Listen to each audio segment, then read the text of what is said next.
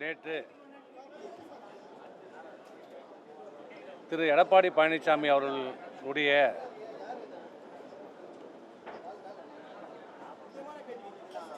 கோரிக்கை, அவருடைய உத்தரவின்படி அனைத்து இந்திய அண்ணா திராவிட முன்னேற்ற கழகத்துடைய சட்டமன்ற கொறடா என்று சொல்லிக் கொண்டிருக்கிற ஒரு அல்லக்கை திரு அக்ரி கிருஷ்ணமூர்த்தி அவர்கள் சமீப காலமாக உண்மைக்கு மாறான தவறான தகவல்களை, பொய்யான தகவல்களை திட்டமிட்டு இன்றைக்கு பரப்பி கொண்டு வருகிறார். கடந்த சட்டமன்ற தேர்தலில் தேர்தல் முடிவிற்கு பிறகு 4ஆம் தேதி தேர்தல் முடிவிற்கு பிறகு ஏற்பட்ட பல்வேறு அரசியல் நிகழ்வுகள் உங்கள் அனைவருக்கும் தெரியும்.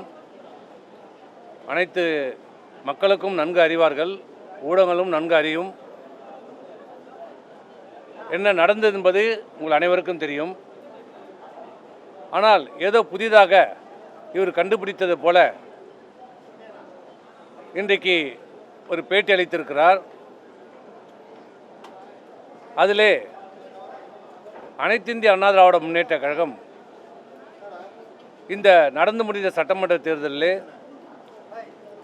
53 இடங்களிலே வெற்றி பெற்றது. மாண்புமிகு அம்மா அவர்கள் மறைவிற்கு பிறகு இந்த ஆட்சியை ஒப்படைத்து போனார். சட்டமன்ற உறுப்பினரால் தேர்வு செய்யப்பட்டார், முதலமைச்சராக தேர்வு செய்யப்பட்டார், மக்களால் இல்லை. 21 ஆட்சியை இழந்து எதிர்க்கட்சி தலைவராக இருந்தார். இன்றைக்கு 26 எதிர்க்கட்சி அந்தஸ்தையும் இழந்து இன்றைக்கு 47 இடங்களிலே வெற்றி பெற்றிருக்கிறது. இன்று வரை அவர் முதலமைச்சராக பொறுப்பேற்று கழகத்தினுடைய எங்களை போன்ற முன்னணி தலைவர்களாலும் கழக உறுப்பினர்களாலும் அன்றைய தேவைக்கு, அன்றைய சூழ்நிலைக்கு வலிமையான தலைமை வேண்டும் என்ற ஒரு எண்ணத்திலே இவரை அன்றைக்கு கழகத்தினுடைய பொதுச் செயலாளராக நாங்கள் எல்லோரும் சேர்ந்து அவரை தேர்வு செய்தோம்.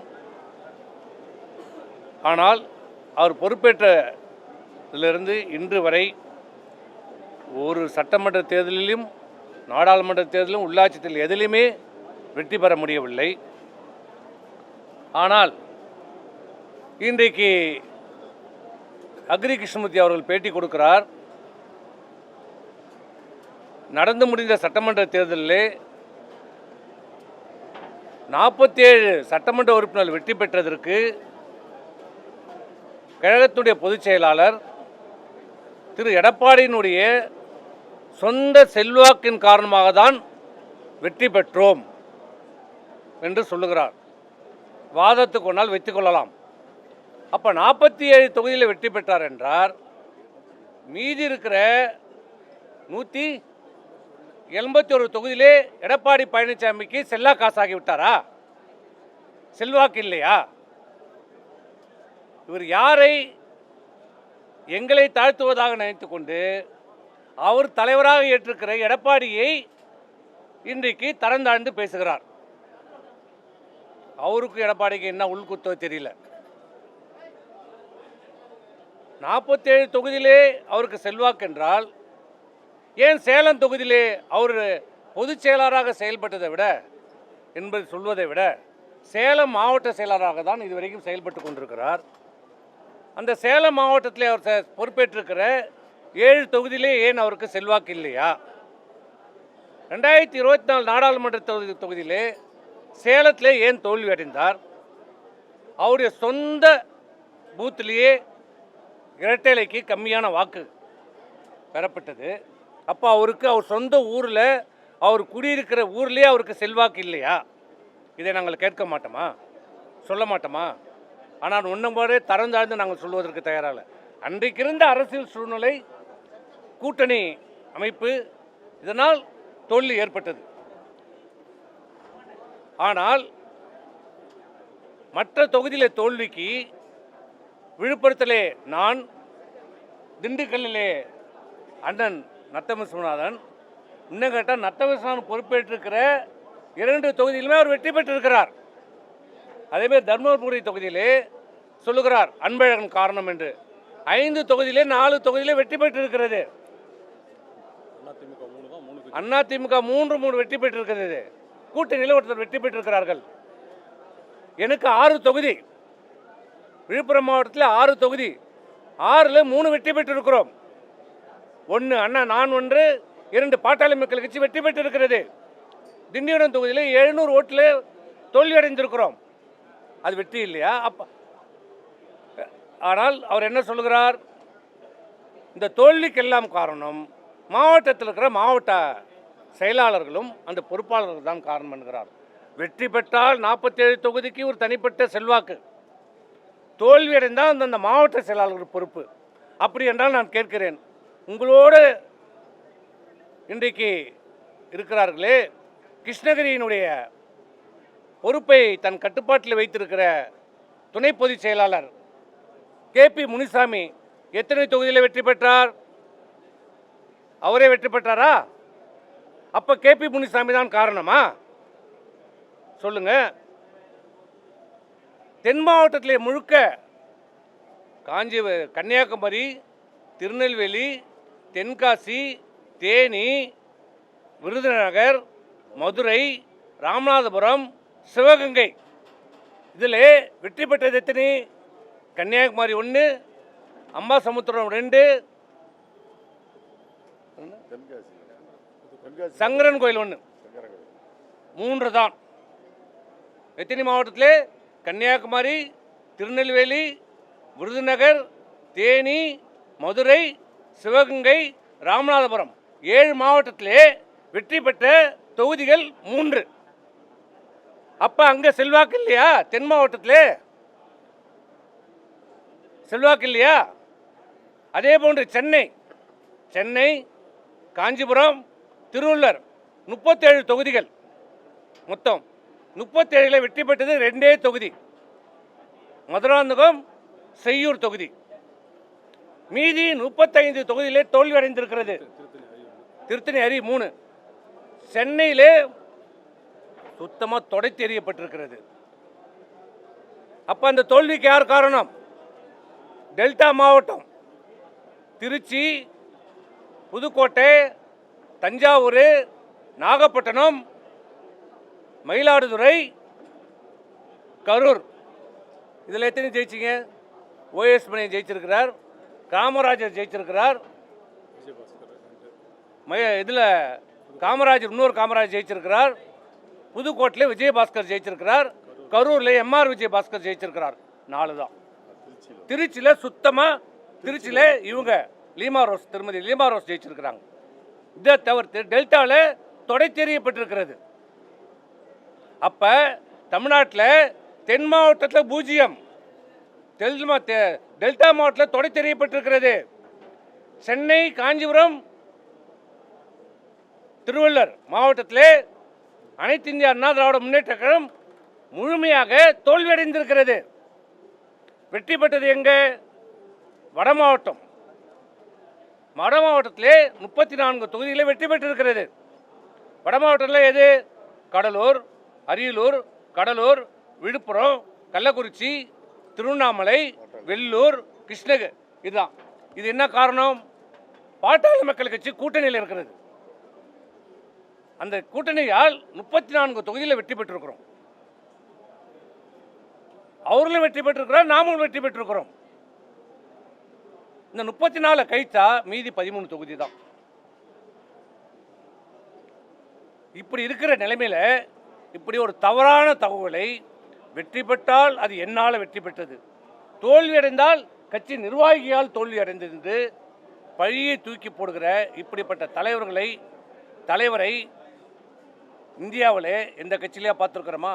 இந்தியாவில் இருக்கிற தேசிய கட்சிகளாகட்டும், மாநிலத்தில் இருக்கிற மாநில கட்சிகளாகட்டும், தேர்தலில் தோல்வி அடைந்தால், படுதோல்வி அடைந்தால் அந்த கட்சியினுடைய தலைவர் தார்மீக பொறுப்பேற்று அதுக்கு தோல்விக்கு நாங்கள் தான் காரணம் என்று பல தலைவர்கள் ராஜினாமா செய்திருக்கிறார்கள். ஏன் ராகுல் காந்தி காங்கிரசினுடைய தலைவராக இருந்தபோது நடைபெற்ற நாடாளுமன்ற தேர்தலில் ஏற்பட்ட படுதோல்விக்கு பொறுப்பேற்று தன்னுடைய தலைவர் பதவியை ராஜினாமா செய்திருக்கிறார். நாங்கள் ராஜினாமா செய்ய சொல்லலை, நாங்கள் ராஜினாமா கோரிக்கையே வைக்கல. நீங்கள் தான் பொதுச் செயலாளர் என்று இன்றைக்கும் சொல்கிறோம். தோல்விக்கான காரணத்தை ஆராயுங்கள். தொடர் தோல்வியில் நம்ம இருக்கிறோம். இந்த தோல்வியிலிருந்து இந்த கட்சியை மீட்டெடுக்க வேண்டும். உண்மையான நிலவரத்தை கலந்து பேசுங்கன்னு தான் நாங்கள் சொன்னோம். வேற எது அதற்காக எங்கள் மீது பழி போடுகிறார். இன்னொன்று சொல்கிறார், திமுக கூட்டணிக்கு நாங்கள் தான் சொன்னோம் என்று. இது ஜம்மு காலத்தில் வடிகட்டின பொய், உலகத்துக்கே தெரியும். நீங்கள் இப்போ போனாலும் கம்யூனிஸ்ட் கட்சியினுடைய தேசிய தலைவர் பரதனை போய் கேளுங்க, விடுதலை சிறுத்தைகள் தலைவருடைய திரு தொல்துமாரமனை கேளுங்க, கம்யூனிஸ்ட் கட்சி தலைவரை போய் கேளுங்க, முஸ்லீம் லீக் கட்சி தலைவரை போய் சொல்லுங்க, ஏன் ஆர்எஸ் பாரதி போய் கேளுங்க. நாங்களாம் பங்காளிகள். என்னைக்கு நாங்களாம் பங்காளியானோம்? என்னைக்கு பங்காளியானோம்? 4ஆம் தேதியிலிருந்து எடப்பாடியாருக்கும் உதயநிதி ஸ்டாலினுக்கு ஏற்பட்ட அந்த உறவு பங்காளி என்று பேசுகிற அளவுக்கு உருவாக்கிச்சு. திருமாவளவனை நான் முதலமைச்சராக்குவதற்கு சொன்னேன் என்று சொன்னேன். ஆமாம் சொன்னேன். நான் ஏற்கனவே பேட்டியில் சொல்லியிருக்கிறேன்னு. ஏன் சொன்னேன்? எப்போ சொன்னேன்? எந்த நேரத்தில் சொன்னேன்? நீங்கள் சட்டமன்ற உறுப்பினர்கள் கூட்டத்தை உங்கள் வீட்டில் கூட்டினீர்கள். கூட்டி என்ன சொன்னீங்க? திமுக ஆதரவோடு நான் முதலமைச்சர் ஆவதற்கு ஆதரவு அளித்தார்கள். இப்போது சில கட்சிகள் அதில் ஒத்துக்கொள்ளவில்லை. அதனால் மாற்று திட்டமாக திருமாவளவனை முதலமைச்சராக்குவோம், மற்ற அமைச்சர்கள் எல்லாம் நீங்கள் எடுத்துக்கொள்ளுங்கள் என்று சொல்லுகிறார்கள் என்று சொன்னார். சொன்னபோது அது எப்படி நாம் ஏற்றுக்கொள்ள முடியும்? திமுக ஆதரவோடு நீங்கள் முதலமைச்சராவது ஏற்றுக்கொள்ளுகின்ற போது ஏன் திருமாவளவனை முதலமைச்சராக்கிவிட்டு நீங்கள் மீதி இருக்கிற 30 அமைச்சர்களையும் அதிமுக ஆக்குவதில் என்ன தவறு என்று சொன்னேன். நான் அதில் மறுக்கலையே, இன்னைக்கும் சொல்கிறேன். நான் சொன்னேன், உண்மைதான். எப்போ சொன்னேன்? நீங்கள் சொன்னதுக்கப்புறம் சொன்னேன். இன்னொன்று சொன்னேன், திருமாவளவனை ஏற்றுக்கொள்ள முடியாது. அது எப்படி விடுதலை சிறுத்தைகள் கட்சி என்று சொல்லிவிட்டு நாம் இருப்பது? நான் ஏற்றுக்கொள்ள மாட்டேன் என்னார். சரி, நீங்கள் ஏற்றுக்கொள்ள வேண்டாம். அப்போ தான் சொன்னேன், அண்ணா திராவிட முன்னேற்ற கழகம் திமுகவை எதிர்த்து தொடங்கப்பட்ட இயக்கம். தாவேகா திமுகவை எதிர்த்து அரசு செய்கிறது, திமுகவை எதிர்த்து வெற்றி பெற்றிருக்கிறது. நாம் இருவருமே ஒரே கொள்கையில் இருக்கிறோம். ஏன் தாவேகாவை நாம் ஆதரிக்கக்கூடாது என்று சொன்னேன். எந்த மாற்று கருத்தும் இல்லை.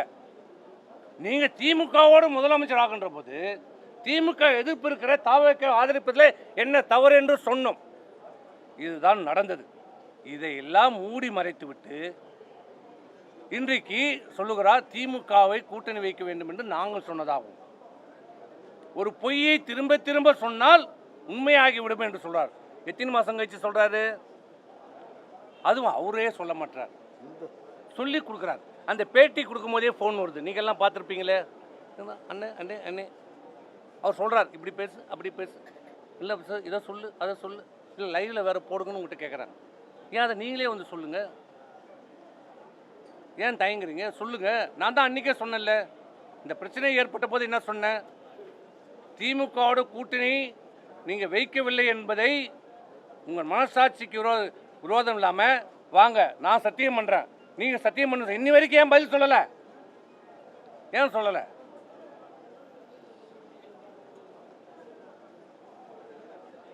இப்படி பொய்யை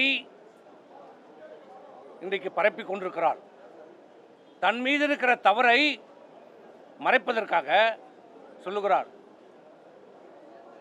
சொல்றார், இன்னொன்னு சொல்றார். அக்ரி கிருஷ்ணமூர்த்தி என்ன சொல்றார்? தேர்தலுக்கான தோல்வியை காரணத்தை இவர்கள் சொல்ல வேண்டும், ஆராயணும். யாரை கூட்டிங்க? மாவட்ட வாரியாக கூட்டத்தை நடத்துனீங்க. இப்போ விழுப்புரத்தில் கூட்டத்தை நடத்துனீங்க. நான் எம்எல்ஏ, இந்த தேர்தலில் போட்டிட்டு வெற்றி பெற்றவன். சரி, என்னதான் உங்களுக்கு பிடிக்கல, என்னை கூப்பிடல, விட்டுருங்க. ஆனால் அங்கே நின்று தோல்வி அடைந்த வேட்பாளர்கள் விழுப்புரம், வானூர், திண்டிவனம் 3 வேட்பாளர் நின்று தோல்வி அடைஞ்சிருக்கிறாங்க. யார் யார் கூட்டிங்களா?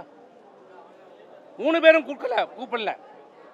அந்த தேர்தலில் பணியாற்றிய 22 ஒன்றிய செயலாளரில் 18 ஒன்றிய செயலாளரை நீங்கள் கூப்பிடல. இருக்கிற அணி செயலாளர்கள் யாரையுமே நீங்கள் கூப்பிடல. இருக்கிற பொதுக்குழுப்பினர் யாரும் கூப்பிடல. உங்களுக்கு வேண்டிய ஆட்களை போட்டுவிட்டு அவர்களை வைத்து தேர்தலுக்கே வேலை செய்யாத, தேர்தலை எதிர்த்து வேலை செய்தவர்களை கூட்டி வச்சு நீங்கள் என்ன தேர்தலுக்கான தோல்வி காரணத்தை கண்டுபிடிச்சிங்க? இப்போ சொல்கிறேன், தேர்தல் தோல்விக்கான காரணத்தை ஆராய வேண்டும் என்று பேட்டி கொடுக்கிறாரே திரு அக்ரி கிருஷ்ணமூர்த்தி அவர்களே, உங்களை கேட்குறேன், உனக்கு தைரியம் இருந்தால், தரணி இருந்தால், தெம்பு இருந்தால், நாளைக்கு எப்போது மாணவனாலும் நீ கூட்டத்தை கூட்டு, எங்களை அழை. நாங்கள் உண்மையான காரணத்தை சொல்கிறோம். நாங்கள் விதண்டாவாதம் பண்ண வரல, காரணத்தை சொல்கிறோம். ஏன் தோற்றோம், எதுக்காக தோற்றோம், என்னத்து காரணத்துக்காக தோற்றோம். இன்றைக்கு வாய்க்கையே பேசுகிறார் இந்த அக்ரி கிருஷ்ணமூர்த்தி. தோல்வி அடைந்து விட்டது காரணம் இந்த மாவட்ட செயலாளர். நான் கேட்குறேன், திரு எடப்பாடி பழனிசாமி பொறுப்பேற்ற பிறகு, முதலமைச்சராக பொறுப்பேற்று, பொதுச் செயலாளராக பொறுப்பேற்று நடைபெற்ற 19 நாடாளுமன்ற தேர்தல், 21 சட்டமன்ற தேர்தல், அதுக்கு பிறகு இந்த உள்ளாட்சி தேர்தல், 24 நாடாளுமன்ற தேர்தல், அதுக்கு இடையில நடைபெற்ற இடைத்தேர்தல், 26 நாடாளுமன்றத்தில் எதற்காவது ஒரு பைசா இந்த விழுப்புரம் மாவட்டத்திற்கு கொடுத்திருக்கிறாரா? அப்புறம் எப்படி நீங்கள் எங்களை குற்றம் சாட்ட முடியும்? ஆமாம், எந்த தேர்தலுக்காக இதை கொடுத்துருக்கிறாரு, அப்புறம் எப்படி நீங்கள் எங்களை குற்றம் சாட்ட முடியும்? வெற்றி பெற்றால் தன்னால் வெற்றி, தோல்வி அடைந்தால் மற்றவர்கள். வெற்றி தோல்வி இது எல்லோருக்கும் சமம். தோல்வியில் நாங்களும் ஒத்துக்கிறோம். இல்லை, எங்களுடைய பங்கு, எல்லாருடைய பங்கும் இருக்கிறது. நாங்கள் ஏற்றுக்கிறோம், ஒத்துக்கிறோம், ஆரம்பத்திலேருந்து சொல்கிறோம். இதில் எல்லாருடைய பங்கும் இருக்கிறது. அதை தான் நம்ம ஆராய்ந்து இந்த இயக்கத்தை வலுப்படுத்தணும், அதிமுக வலுப்பெறணும். இன்னொன்று சொல்லுகிறார், டிடிவியை நாங்கள் தான் மறுத்தோம் என்று. இது அவருக்கும் தெரியும், டிடிவிக்கும் தெரியும். 2020 சட்டமன்ற தேர்தலில் 10 சீட்டு கேட்டார், அப்புறம் 5 சீட்டு கேட்டார், அடுத்து வாரிய தலைவராக கொடுங்கள் என்று கேட்டார். எதற்குமே ஒற்றுக்கொள்ளாததால் அன்றைக்கி 43 தொகுதியில் தோற்றோம். தேமுதிகவை கூட்டணியிலே திட்டமிட்டே வெளியேற்றப்பட்டது. இப்படி முறையாக கூட்டணி அமைக்காதது, பிரிந்தவர்களை ஒன்று சேர்க்காதது, இது ஒரு தோல்விக்கான மிகப்பெரிய காரணம்.